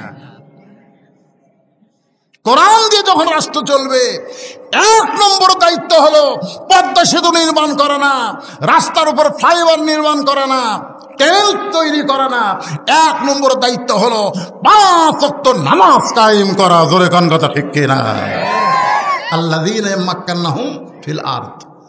মুসলমানের মধ্যে যখন ক্ষমতা দেওয়া হবে, আগামী ইলেকশনে যদি কোরআনওয়ালারা ক্ষমতায় আসে, তাদের 1 নম্বর দায়িত্ব হলো আকামুস সালাত, নামাজ কায়েম করা। 2 নম্বর দায়িত্ব হলো যাকাত আদায় করা। জোরে কোন কথা ঠিক? কত টাকা ঋণ আপনারা জানেন? বাংলাদেশে 97 বিলিয়ন টাকা ঋণ, আর পাচার করেছে 93 বিলিয়ন। কয় নেতা খেতারা, এই শালা এমপি মন্ত্রীরা, এরা টাকা পাচার করেছে 93 বিলিয়ন। বোঝেন 100 কোটিতে এক কি? তাহলে 93 বিলিয়ন কয় হাজার কোটি টাকা? ডলার, ডলার, টাকা না, ডলার, টাকা না, কি ডলার। চিন্তা করছেন? আমাদের বাংলাদেশের ধনী নাই। নামাজ কায়েমের সাথে সাথে তার অন্তর সবসময় মৃত্যুকে স্মরণ করে। টাকার যাকাত শতকরা 2.5 টাকা যদি দেওয়া শুরু করে, অনুবীক্ষণ যন্ত্র দিয়ে খুঁজলেও বাংলাদেশে কোনো গরিব পাওয়া যাবে না। জোরে কোন কথা ঠিক কিনা? 1 ব্যাগ টাকা গেলে 7 দিন ঘুরতেছে, একটা গরিব নেই। আরে গরিব হয় ভালো আসলো রে। আপনার কি মনে করছেন যাকাত তখন দেওয়া লাগবে? আপনার বাড়ির গরিব আসবি না, আপনাকেই গরিবের বাড়ির যাওয়া লাগবে। গরিবই নাই, 7 দিন ঘুরে গরিব নাই। মনে করতেছে গরিব যখন নাই, দেখি মরুভূমির দিকে যাই। মরুভূমির মধ্যে যায়, দেখে এক লোক বস্তা মাথার দিয়ে ঘুম পাড়তেছে। তো বেগালা মনে করছে আলহামদুলিল্লাহ, পাতিবারে গরিবক পাইছি তো সালাম দিতে, আসসালামু আলাইকুম, বস্তালা লাভ যেটা বলতেছে আলহামদুলিল্লাহ। বেগলাকে কে ভাই সালাম দিলাম, ওয়ালাইকুম বাদ দা আলহামদুলিল্লাহ কেন? বলে এক বস্তা টাকালে 15 দিন ঘুরতেছি, গরিব পাইনি ভাই। তোকে দেখে গরিব মনে কর, আলহামদুলিল্লাহ পড়তি ভাই, টাকার বস্তা লে ভাই। দুই ধনে কান্দে, কে গরিব গেল কোথায় রে? নামাজ কায়েমের সাথে সাথে জাকাত দেওয়া যখন আইন হয়ে যাবে, এই বাংলাদেশ আল্লাহ রহমত বরকতের দরজা খুলে দিবে। অনুবীক্ষণ যন্ত্র দিয়ে খুঁজলেও আর গরিব পাওয়া যাবে না। জোরে কোন কথা ঠিক কিনা? বাংলাদেশে বহু খনি আছে, আপনি জানেন? বাংলাদেশে কত খনি আছে আপনি জানেন? কিন্তু খনিগুলা এত নিচে ভাই, ও হইরি এ তো তুলবার গেলি টাকা শেষ। সব তেলের খনি, সোনার খনি, পাথরের খনি, কয়লার খনি, সব খনি বাংলাদেশের নিচে আছে, কিন্তু এত নিচে তোলা যাচ্ছে না। কোরআন দিয়ে যখন রাষ্ট্র চলবে, ওই খনিগুলো তখন অত নিচে থাকবে না। সৌদি আরবের মতন খনিগুলো সব আল্লাহ উপরে উঠাইয়া দিবে। কি মনে করতেছেন যে হারে ফসল পাচ্ছেন ওই হারে ফসল? আবাদ কম হলেও রেজেকের মধ্যে বরকত হবে, নবীর সুন্নাহর আইন হবে। তোমার ক্ষুধাকে তুমি 3 ভাগ করো। এই গামলা গামলা গোস্ত মাছ আছে যে তুমি পেট ভরে খাবে? তোমার ক্ষুধাকে 3 ভাগ করো, 1 ভাগ খাও, 1 ভাগ পানি পান করো, 1 ভাগ আল্লাহর জন্য ফাঁকা করো। তোমার দেহ হবে সৈনিকের মতন, সোলজারের মতন। পেট কোনোদিন উঁচা হবি না, বুক উঁচা হবি, অন্যায় দেখলে ধরবি। ধরে কোনো কথা ঠিক কি না? তো এমন খাওয়া কাছে ভাই, টুটি পর্যন্ত খাওয়া, কয় মিষ্টি খাওয়া শূন্য রে। ওরে বাবা রে, আরো খাবি রে। চোর দেখলে ধাবার না দেয়, চোরের পাও ধরে। কারণ যে বেশি ভুড়িয়ালা মানুষ, উনি 10 মাসে পোয়াতের মতো উনি দৌড়াবার পারবি। আর একবার আমার সঙ্গে পড়েন, ইজাজা আনাসরুল্লাহি ওয়াল ফাত ওয়া রাআইতান নাস ইয়াদখুলুনা ফি দীনিল্লাহি আফওয়াজা ফাসাব্বিহ বিহামদি রাব্বিকা ওয়াস্তাগফির ইন্নাহু কানা তাওয়াবা। আজকের আলোচনা এই সূরাকে সামনে নিয়ে আমি এতক্ষণ ধরে করলাম। আল্লাহ পাক আমাদের সকলকে কবুল করুক। সকলে বলে আল্লাহুম্মা আমিন। বৃষ্টি হচ্ছিল, আল্লাহ তুমি বৃষ্টি বন্ধ করে দিছো। আমি এক সময় আল্লাহকে এশার নামাজের সময় বললাম, অন্তত 12টা পর্যন্ত আল্লাহ তুমি বৃষ্টি দিও না। তো 12টা পার হয়ে গেছে, আল্লাহ তাও বৃষ্টি আমাদেরকে আর দেয়নি। আমরা দীর্ঘ সময় আলোচনা করলাম, কোনো আদায় নাই। আমরা এখানে তাবারক রেডি আছে ইনশাল্লাহ। আপনাদের শুনে আসা লাগবে না, হয়ে যাবে ইনশাল্লাহ। আবার তাবারকেরও ব্যবস্থা করছেন, এমনি কোনো আদায় নাই, দানবিহীন। আবার তাবারকের ব্যবস্থা করছে। একটু জিকির করে, লা ইলাহা ইল্লাল্লাহ, লা ইলাহা ইল্লাল্লাহ, লা ইলাহা ইল্লাল্লাহ, লা ইলাহা ইল্লাল্লাহ, লা ইলাহা ইল্লাল্লাহ, লা ইলাহা ইল্লাল্লাহ, লা ইলাহা, লা ইলাহা ইল্লাল্লাহু মুহাম্মাদুর রাসূলুল্লাহ সাল্লাল্লাহু আলাইহি সাল্লাম। যে হাদিসটা আমি আপনাদের সামনে বলতেছিলাম, একটু খেয়াল করেন। আদ-দায়ুসু লা ইয়াদখুলুল জান্নাত, দায়ুস কোনোদিন জান্নাতে প্রবেশ করবে না। তাবারক হয়ে গেছে, খালি নিয়ে আসতেছে, বিরক্ত হয়ে নাই, ওটা বসা করেন না। দায়ুস কোনোদিন জান্নাতে প্রবেশ করবে, এ কথা কন না কেন? এই দায়ুস কারা?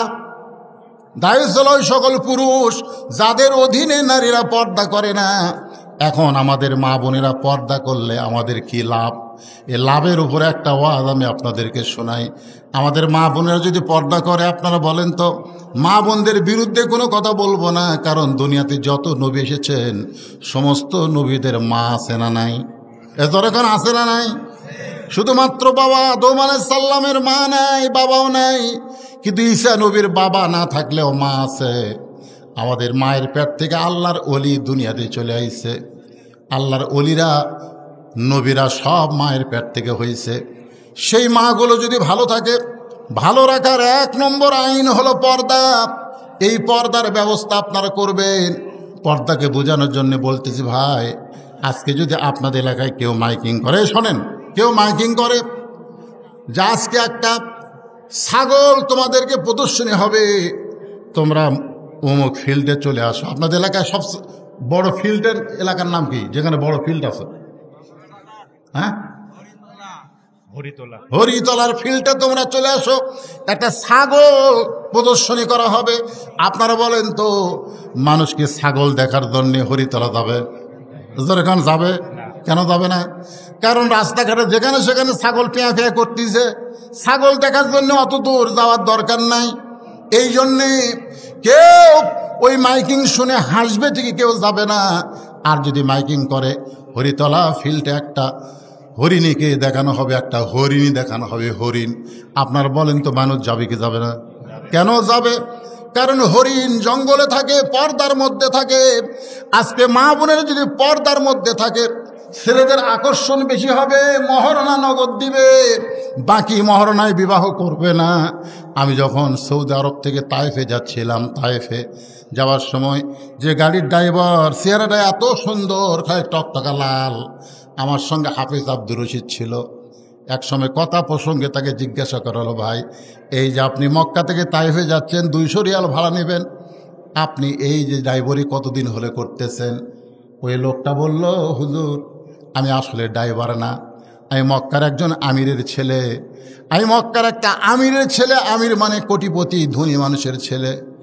হাফিজ সাহেব জিজ্ঞাসা করলো, তাহলে আপনি ড্রাইভারি করতেছেন কেন? ছেলেটা বলল, আমি বিয়ে করার জন্য বাবার কাছে গেলাম, যে বাবা আমার বয়স হয়েছে, বিয়ে করতে চাই। আমার বাবা কইল মহারণার টাকা জোগাড় করো। বাপের টাকা দেয়া বইয়ের মহারণা দিলে হবে না, অন্তত মহারণা দেওয়া কোরআনে আল্লাহ ফরজ করেছেন। এই মহারণার টাকা তুমি জোগাড় করো। হুজুর 2 বছর হলে ড্রাইভারি করতেছি, যে টাকা কামাই করি সেই টাকা জমা করতেছি, আর 1 বছর ড্রাইভারি করলে আমার মহারণার টাকা জোগাড় হবে, আমার বাবার হাতে দিব, তারপরে বাবা আমাকে বিয়া করাবে।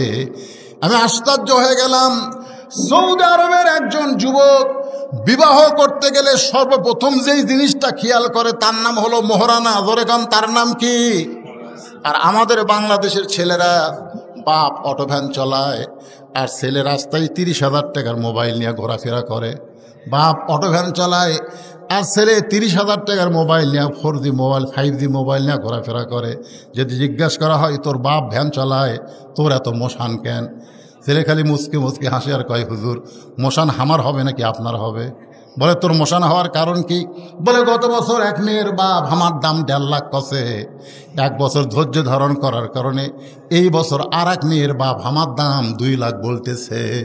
আমি তখন মনে মনে বললাম, বাংলাদেশে মেয়েরা বেপর্দা হওয়ার কারণে ছেলেরা মহারণা তো দেয় না, বরং বিমান পাওয়ার আশায় ঘোরাফেরা করে। ধরে কোন ঠিক কিনা? আজকে যদি আমাদের মায়েরা হরিণীর মতন পর্দার মধ্যে থাকে, যদি তারা আল্লাহর আইনকে গ্রহণ করে, তাহলে ছেলেরা রাস্তায় মোশান করবে না। কারণ বকরির মতন যেখানে সেখানে মেয়েদেরকে দেখতে পাবে না, যার কারণে তারা বিবাহ করার জন্য আগ্রহ পেশ করবে। তাদের মধ্যে লোভ হবে, বাপ মা বলবে মহারণা আদায় না করলে বিয়ে হবে না। তখন কোনো ডিমান্ড বাংলার জমিনে থাকবে না। মেয়েরা পর্দা ধরার কারণে তাদের মহারণা দিয়া বিয়া করা লাগবে। ধরে ঘন ঠিক কিনা? কথাক্ষণ ঠিক কিনা? বাইরে পদ্মা নদী থেকে এবারে কিন্তু এবারও ভারত পূজাতে ইলিশ চাইছিল, দিবে বলে দিছে ডক্টর ইনুস, আমরাই কিনা খামো, আমাকে দেশের ইলিশ আমরাই খামো, তোর হোক দেব না। পদ্মা নদীর থেকে 7 কার্টুন ইলিশ, কয় কার্টুন? 7 কার্টুন ইলিশ, একেবারে ইলিশ মাছ বরফ পলিথিন দিয়ে প্যাকেট করে বগুড়া নিয়ে যাচ্ছে। কিন্তু মানুষেরই ভুল, 1 কার্টুনে বরফ না দিয়ে খালি পলিথিন দিয়ে প্যাকেট করছে। 6 কার্টুনে বরফ আছে, পলিথিন আছে, ইলিশ আছে। আর 1 কার্টুনে খালি ইলিশ আছে, পলিথিন আছে, কিন্তু বরফ নেই। কার্টুন করে বগুড়া নিয়ে যাচ্ছে। এখন তো ইলিশ নামার সাথে সাথে যারা বুকিং দিছে তারা নিয়ে গেছে। 6 কার্টুন আর ইলিশ ভালো, কিন্তু 1 কার্টুন ওই লিয়াজা কেবল খুলিছে ভাই, যেই খুলিছে মৌমাছিকার দাওয়াত দেওয়া লাগেনি। আপনারা বলেন তো পচা ইলিশ খুললে মাছি কোথায় আছে আয় আয় আয় আয় করা লাগবে? ওই পচা মাছি, মৌমাছিরা সব গান গাচ্ছে, সুন্দর নারী দেখলে পরে আমার দিল দেওয়ানা করে ওলে ওলে ওলে ওলে ওলে করে, সব মৌমাছি ওর পচা ইলিশের কাছে ধরছে। যাদের 6 কার্টুন ভালো তারা চিল্লে বলে, কে রে এই তোর ইলিশটা গন্ধ আসতেছে কেন? বলে ভাই আমাকে আমার ইলিশের কার্টুন পর্দা নাই, পর্দা না থাকার কারণে পচে গেছে, মৌমাছি ধরেছে। ওরা বলতেছে আমাকে এগুলা ভালো রে, পচেনি, কিন্তু কাম সারা ওই পচা ইলিশের কারণে। কারণ ভালো ইলিশের চাইতে পচা ইলিশের দুর্গন্ধ কম না বেশি? সমস্ত লোকেরা বলতেছে ইলিশে ধার দিয়ে যাওয়া যাচ্ছে না, সব ইলিশ পচে গেছে। আপনার বলেন সব ইলিশ পচেছে? কয়টা পচছে? 1 কার্টুন। কিন্তু 1 কার্টুন পচার কারণে ওই 6 কার্টুনেরও দুর্নাম হচ্ছে। আপনাদের এই ভট্টপাড়ায় একটা মেয়া যদি বেপর্দা হয়, একটা মেয়া যদি অপবিশ্বাস হয়, একটা মেয়া যদি পূর্ণিমা হয়, এক পরিমণি হয়, তাহলে সমস্ত লোকেরা বলবে ভট্টপাড়ার মেয়েরা খারাপ। আপনারা বলেন সব মেয়ে খারাপ? এই ধরে কেন সব মেয়ে খারাপ? কিন্তু একটা খারাপের জন্য গোটা পাড়ার দুর্নাম। এখন 6 কার্টুন ইলিশ ভালো বারে তাজা, কিন্তু ওর পচার কারণে হুজুকা বাঙালি বলতেছে ইলিশের ধার দেওয়া যাওয়া যাচ্ছে না, ইলিশ পচে দুর্গন্ধ। এখন এরা 6 জন মিলে অক ধরছে যে তোর ইলিশের কারণে আমাকে বেচা বন্ধ হয়ে গেছে। তো ভাই তাহলে কি করি? বলে ইলিশ ফ্রি দে, ইলিশ ফ্রি দে, দিয়ে যা না, যদি দেশ তো পেট মরে। এখন 6 জন মিলে একত্র হয়ে তখন বলতে ফ্রি দে, তখন পচা ইলিশ ধরে বলতে ভাই রে পর্দা না থাকার কারণে, বরফ না থাকার কারণে আমার ইলিশ পচে গেছে, ভাই ভাই রে ইলিশ ফ্রি দেবার চাই, লিয়া দা ভাই। তখন খরিদ্দার আরও রাগ করছে, কে রে ব্যাগের মধ্যে আমাদের কত সদাপাতি আছে, তোর পচা ইলিশলে সবগুলো নষ্ট করবো, ফ্রি দিবার ছায়া সেই গরম হয়ে গেছে। তখন বলতেছে ভাই তোরকে কথা মতো ফ্রি দিবার চাইলাম, এরা তো সেই গরম। তখন বলতেছে এখন এক কাম কর, তুই বল ইলিশ ফ্রি, আদেশের তেলও ফ্রি, ইলিশও ফ্রি, আদেশের তেলও ফ্রি। এখন পচা ইলিশ হলা বলতেছে ভাই পর্দা না থাকার কারণে আমি আমার ইলিশকে ফ্রি দিলাম, আদেশের তেলও ফ্রি দিচ্ছি। তখন খরিদ্দাররা 3 দল হয়ে গেছে। খরিদ্দাররা 3 দল হয়ে এক দল বলতেছে আগে পচা ইলিশ লেইনি, তেলের জন্য নিব না, দরকার নাই, ইলিশের ধার দিয়ে যাব না। আর এক দল বলতেছে ইলিশ নিব, মধ্য ঘাটায় ইলিশ ফেলা দিয়ে তেল নিয়ে বাড়ি যাব। আর এক দল বলতেছে পচা ইলিশ আদেশের তেল একত্র করে পাক করলে খাওয়া যাবে। আজকে পচা ইলিশ মানে বেপর্দা নারী। বেপর্দা নারীকে কোনো বাপ যদি বিয়ে দিবার চায়, একটা ছেলেও কিন্তু বিয়ে করবে না। এ কারণেই করবে না কারণ তোর মেয়েকে আমরা জানি বিয়ের আগে টেস্ট ফাইনাল খেলা খেলছে, ধরে কোন কথা ঠিক কি না? তোর মেয়েকে আমরা চিনি তো বিয়ের আগে টেস্ট ফাইনাল খেলা সব খেলিছে। ওই বেপর্দা মেয়েকে আমরা বিয়ে করব না। তখন মেয়ের বাপ বাধ্য হয়ে বলে আমি R15 একটা মোটর সাইকেল দিব। তখন মোটর সাইকেলের লোভে ছেলেরা 3 দল হয়ে যায়, ধরে কোন কয় দল? এক দল বলতেছে ওই পচা ইলিশ মোটর সাইকেলের জন্যে আমি ঘরে আনে আমার বাপ মায়ের সঙ্গে খারাপ ব্যবহার করবে, কারণ বেপর্দা মেয়ে নিজে জিনিস নিজেই কিনবে, স্বামীর কিনা পছন্দ করবে না, ধরে কোন ঠিক কিনা? শ্বশুর শাশুড়ির সঙ্গে খারাপ ব্যবহার করবে। এই জন্যে বলতেছে ওই 5 লক্ষ টাকার লোভে আমি পচা মেয়ে বিয়ে করব না, এরা হলো ভালো ছেলে, ধরে কোন সুবহানাল্লাহ। আর একদল ছেলে বলতেছে মেয়ে না হয় বেপর্দা পচা মেয়ে, কিন্তু টাকা তো আর পচা না, 5 লক্ষ টাকা নিয়ে মালয়েশিয়া যাব আর ওখান থেকে ডিভোর্স লিটার পাঠাইয়া দিব। এরা হলো চালাক, ধরে করে এরা কি? আর একদল ছেলেরা বলতেছে আদেশের তেল দিয়ে পচা ইলিশ ভাজলে খাওয়া যাবে, ওর বাপের টাকাতে ব্যবসা কর্ম যে করেই হোক ওই বউলিয়া ঘরত থাকবো, দরকার ওভার ডিউটি কর্ম, ধরে কর নাউজুবিল্লাহ। আমার মা বোনদের জন্য বলতেছি মা পচা ইলিশ হয়েন না। আমার বাবাদেরকে বলতেছি আপনাদের মেয়েদেরকে পচা ইলিশ বানাবেন না, বরং পর্দার মধ্যে রাখবেন। পর্দার মধ্যে রাখলে আপনার মেয়েটা ফাতেমা হবে, আপনার মেয়েটা রাবিয়া বসরি হবে, আপনার মেয়েটা উম্মুল খায়ের ফাতেমা হবে। পেয়ার থেকে সন্তান আব্দুল কাদেরের মতন আল্লাহ দুনিয়াতে পাঠাইয়া দিবে। আমরা সবাই রাজি আছি? আমাদের মা, আমাদের বিবি, আমাদের মেয়ে বিয়ে দেওয়ার আগ পর্যন্ত আমরা পর্দার শিক্ষা দিব। আমার মায়েরা যারা পর্দার অন্তরে বসবাস শুনছেন, আপনারাও পর্দার ভিতরে থাকবেন। আল্লাহ পাক আমাদের সকলকে কবুল করুক। সকলে বলে আল্লাহুম্মা আমিন। ইস্তেগফার পড়ে আস্তাগফিরুল্লাহাল্লাযী লা ইলাহা ইল্লা হুয়াল হাইয়ুল কাইয়্যুম ওয়া আতুবু ইলাইহি। আল্লাহুম্মা সাল্লি আলা মুহাম্মাদ। এই পিছনের ছেলের কি তবারক বাটবে নাকি? আচ্ছা ঠিক আছে, যাও।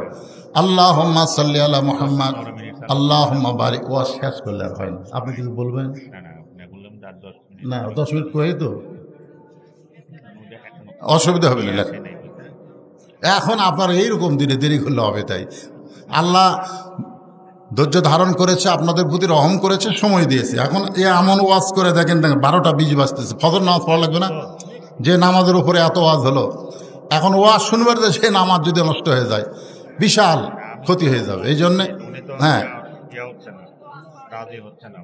হ্যাঁ সকলে ইস্তেগফার পড়ে আস্তাগফিরুল্লাহাল্লাযী লা ইলাহা ইল্লা হুয়াল হাইয়ুল কাইয়্যুম ওয়া আতুবু ইলাইহি। আল্লাহুম্মা সাল্লি আলা মুহাম্মাদ আল্লাহুম্মা বারিক আলা মুহাম্মাদ। যারা তাবারক পাকাচ্ছেন, যা পাকাইছে চাই নিয়ে চলে আসেন, অসুবিধা নেই। সবাই তাবারক খাওয়ার জন্য এখানে বসে নাই। যারা আছেন, যারা খাবেন, একটু ধৈর্য ধারণ করবেন ইনশাল্লাহ। আজকের মাহফিলের সম্মানিত সভাপতি এবং মাহফিল কমিটি যারা কষ্ট করে মেহনত করে, খুবই অল্প সময়, আমি কিন্তু আশ্চর্য হয়ে গেছে আমার ওয়াজের জিন্দেগিতে। কয়দিন ভাই আপনি তো সময় পাচ্ছেন? কয়দিন? আমরা 3 দিন। 3 দিন আগে আমি উমরা করে আইছি। আসার পরে আমার হাফেজ সাহেবের সঙ্গে যোগাযোগ করছে, মাত্র 3 দিন সময় পাইছি না। এই 3 দিনের মধ্যে এমন একটা সুন্দর আয়োজন করেছে, দানবিহীন একটা মাহফিল। আমরা সবাই প্রাণ খুলে এই ভট্টপাড়ার জন্য দোয়া করব। মসজিদ দেখে খুব খুশি হয়ে গেছি আমরা, এত সুন্দর মসজিদ। এই মসজিদ যেন যুবকগুলো 5 ওয়াক্ত নামাজ আদায় করে, সেই জন্য দোয়া করব। যাদের বাপ মা আপনজন কবরে চলে গেছে, আমরা তাদের জন্য প্রাণ খুলে দোয়া করব। আর যে কোরআন বিজয়ের জন্য ওয়াজ করলাম, যে কোরআনকে গ্রহণ করার নিয়তে ওয়াজ করলাম, আল্লাহ যেন সেই কোরআনের পক্ষে, কোরআনের মানুষ হিসেবে আমাদের কবুল করে, সে দোয়া আমরা করব। কি বলেন? এই জন্যে সকলে দোয়ার মোতাজ আল্লাহর প্রতি তাওয়াক্কুল করে সবাই হাত তুলে আল্লাহুম্মা আমিন। আল্লাহুম্মা আনতাস সালাম ওয়া মিনকাস সালাম তাবারাকতা ইয়া যাল জালালি ওয়াল ইকরাম। আয় আল্লাহ তাআলা, মাগরিবের নামাজের পর থেকে রাত 12টা 25 বাজতেছে, এই যে দীর্ঘ সময় পর্যন্ত আল্লাহ তোমার বান্দারা এই জান্নাতের বাগানে বসেছে।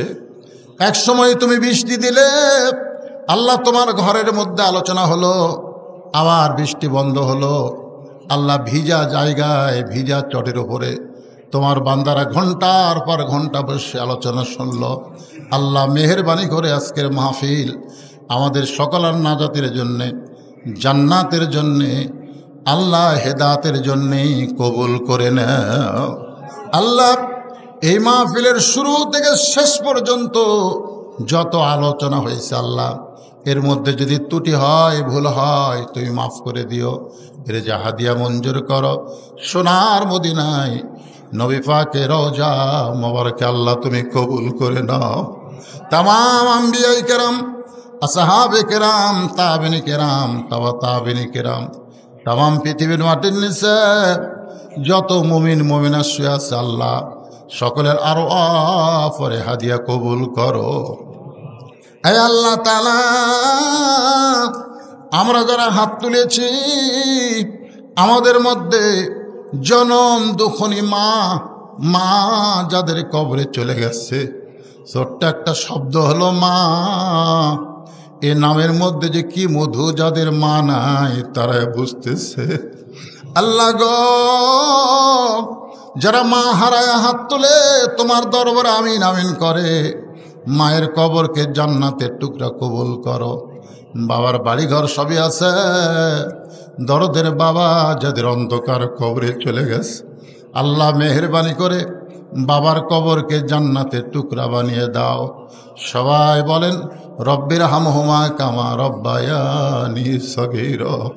আল্লাহ আমাদের দাদা দাদি, নানা নানি, আত্মীয় স্বজন আপনজন যাদের কবরে গেছে আল্লাহ কবরবাসীদের তুমি মাফ করে দাও আল্লাহ। ভট্টপাড়া গ্রাম ছোট্ট একটা গ্রাম আল্লাহ, কষ্ট করে মেহনত করে এত সুন্দর আয়োজন করেছে আল্লাহ, তাদের আয়োজনকে তুমি জান্নাতের বিনিময়ে কবুল করো। দোতলা মসজিদকে কবুল করো। এই গ্রামের সমস্ত যুবকদেরকে 5 ওয়াক্ত নামাজি কবুল করো। আমার মা বোনদেরকে পর্দানিশি কবুল করো। অসুস্থ যারা আছে আল্লাহ সুস্থতার নিয়ামত দান করে দাও। আয় আল্লাহ তাআলা, যে কোরআনের আলোচনা শুনলাম আল্লাহ, বাংলার জমিনে কোরআনের বিজয় যেন আমরা দেখতে পারি। কোরআনের সৈনিক হিসেবে আমাদের সকলকে আল্লাহ তুমি কবুল করে নাও। আল্লাহ আল্লাহ, শয়তান মুক্ত পেয়েছি, স্বৈরাচার মুক্ত হয়েছে আল্লাহ। এই বিজয় যেন আমরা ধারণ করতে পারি আল্লাহ, আমাদের সকলকে তৌফিক দিয়ে দাও আল্লাহ। আল্লাহ, দীর্ঘ সময় কত মানুষকে অন্যায়ভাবে দুনিয়া থেকে বিদায় করে দেওয়া হয়েছে, কত নির্যাতন জুলুম আল্লাহ। তুমি আল্লাহ সব কিছু আমাদের হেদায়েতের জন্য, নাজাতের জন্য কবুল করে নাও আল্লাহ। আজকের মাহফিলের সম্মানিত সভাপতি কবুল করো, আজকের মাহফিলের সহসভাপতি, আজকের মাহফিলের কমিটি বিন্দুকে আল্লাহ তুমি কবুল করো। সুবহান রাব্বিকা রব্বিল ইজ্জাতি আম্মা ইয়াসিফুন ওয়া সালামুন আলাল মুরসালিন ওয়ালহামদুলিল্লাহি রব্বিল আলামিন। ওয়াজাল আখিরাতি কালিমাতুনা ইনদাল মাউতি লা ইলাহা ইল্লাল্লাহু মুহাম্মাদুর রাসূলুল্লাহ সাল্লাল্লাহু আলাইহি ওয়া সাল্লাম। আসসালামু আলাইকুম ওয়া রাহমাতুল্লাহ।